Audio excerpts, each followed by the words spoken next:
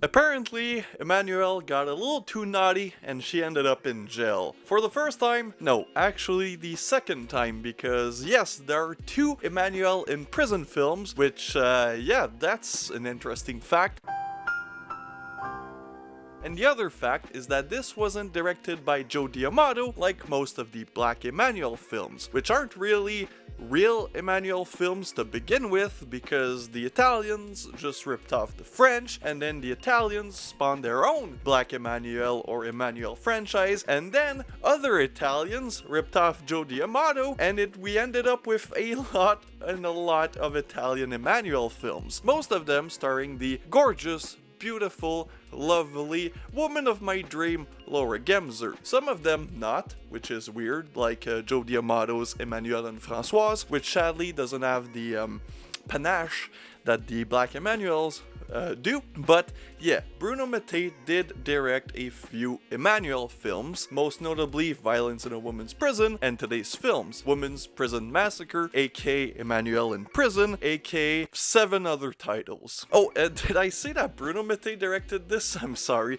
It was actually Gilbert Roussel.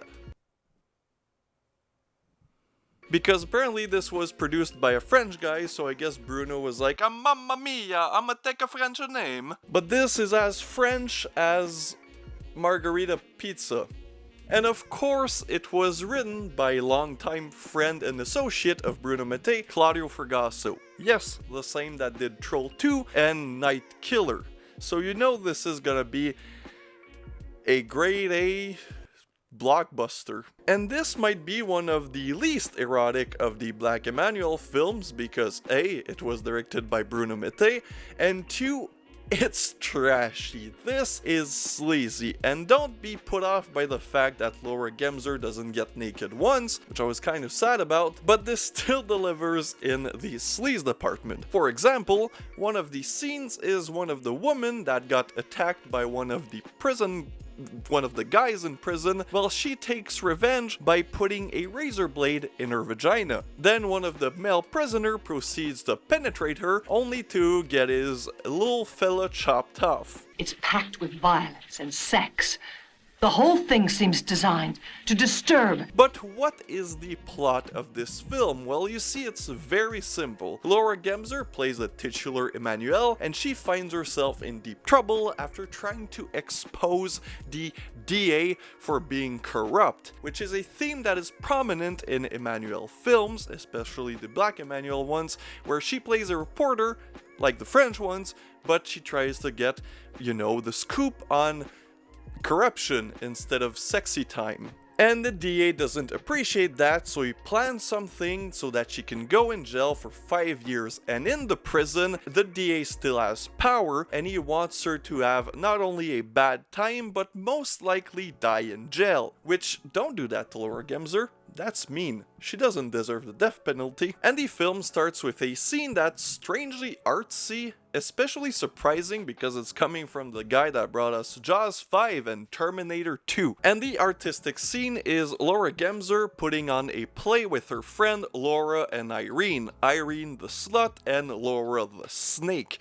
This is important because they will be the side characters in this film, and we can see that the prison is a bit rough and tough. Because the next scene, Laura and Irene get pretty close together in the shower, and that's where we meet Albina. Well, we met her at the beginning because she's not a fan of the play, and she actually causes the other prisoners to throw tomatoes and lettuces at the girls doing the play. In this economy, I wouldn't throw a lettuce because that's like $10, so come on people. Save some lettuce for us, but this was the 80s, so lettuce was cheaper, and well, everything was. Thank you, inflation. It's always funny at my job, I work retail, and you get older people, like in their 60s and 70s, complaining about how the prices went up, and you're like, motherfucker, you've been seeing inflation for the past 60, 70 years. Why are you surprised? They're all support Albina. Anyways, Albina sees the two ladies in the shower and she's not a big fan of that, and she tells the guard, which they decide to punish the two ladies, and Emmanuelle, you know, she's not too happy about that. She tells the warden, which is played by... forgot her name. Lorraine de Salle, which if you're familiar with trashy Italian and French films from this era, you should recognize. She's also beautiful. Yes, she gets naked. No, the scene isn't sexy, because again, Bruno Mattei can't film eroticism to save his goddamn life. The warden isn't much of a fan of Emmanuelle because, well, nobody is in this prison because they know a thing or two and they're corrupt, and she decides to punish her by sending her goons in the shower to beat her up. Which again is really mean. Don't do that to Laura Gemser. I'd like to bite your nipples off. Eventually, after some sleazy prison scene and some arguments between Albina and Emmanuelle and the rest of the prison, we get to the main plot of this film, which no, it's not just titties. There's actually a plot in this film, and it's very similar to a lot of women in prison film, but what do you expect from the writer of Troll 2? And the main plot of this film is that a group of criminals led by Gabriel Tinti, who's in a lot of Emmanuelle films, and he's mostly the male lead that actually has sex with Laura Gemser's character, because in real life they were either dating or married, so it made it easier, and pretty much they came as a combo, kind of like Diane Thorne and her husband in the Ilsa films. Anyways, he leads this group of criminals, and his name is Crazy Boy, which is a terrible nickname. It almost sounds like a character in Rob Zombie's horrible film 31, but I assure you this one is better. And they are transferred to the women's jail for some reason in between them getting their life or death sentence, and they are captured by the police, and one of the other main characters is the police in the back of the van, who's this rough and tumble looking guy with a beard, and they don't really have the best relationship with the prisoners, that's to say the least. And anyways, one thing leads to another, mainly due to a setup by Crazy Boy, and they end up actually in the women's jail, but not as prisoner, but as criminals. As it sounded, it was a bad idea to bring them to that jail, and they quickly take over the prison and take the prisoners and the warden and the guards as hostage to get $5 million. Which for 1983, that's a lot. Today, you can barely buy a house, but again, I don't want to sound like those old people at my job crying that their Disaronno is $2 more, and then telling me that we're taking their money out of their pocket, which, man, you're not obligated to drink. It's alcohol, not medicine. Shut the fuck up. Anyways, this leads to a hostage situation, and the police and the DA, which returns, try to make it right. They try to get the car, the money, blah blah blah, and during that time, well, the criminals are in a woman's prison, so what do you think happens? There is a lot of sleaze, a lot of non-consensual sex, and the cop, the rough and tumble bearded guy, was hurt because Gabriel Tinti shot him, so during that time, Laura Gemser takes care of him, and she's a good nurse. As the male prisoners, the male criminals who've taken over the prison, do their things, they get in a bit of trouble with Laura and Irene. As I said, one of the criminals goes there to, I don't know, intimidate them, and he cuts Irene or Laura, I don't remember's face, and to get revenge, she takes a razor blade, put it in her vagina, and as I said, somebody gets their dick chopped off.